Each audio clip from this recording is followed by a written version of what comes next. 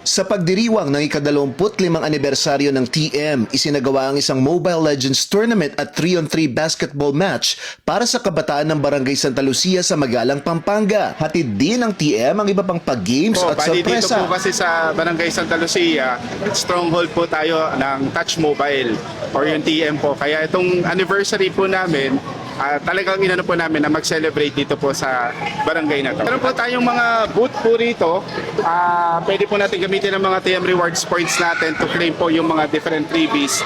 And then later on, makakaroon po tayo ng basketball tournament 3-on-3 and then Mobile Legend po.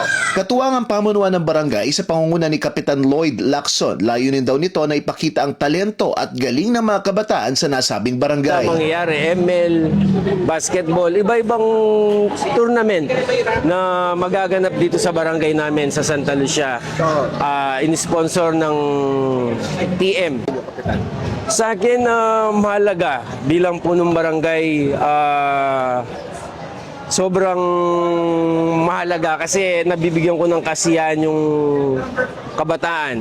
Hindi lang yung mga kabataan, yung mga ibang kabaryo ko dito sa Barangay Santa Lucia. Dahil may event na ganyan, kahit papano, nagtitipon-tipon kami, kahit papano, kahit sa isang saglit lang, kung may problema sila, malilimutan nila sa panahon na ganito, na may event sa aming barangay. Para sa One Balita Central Luzon, ako si Jim Hipolito, laging on call sa balita.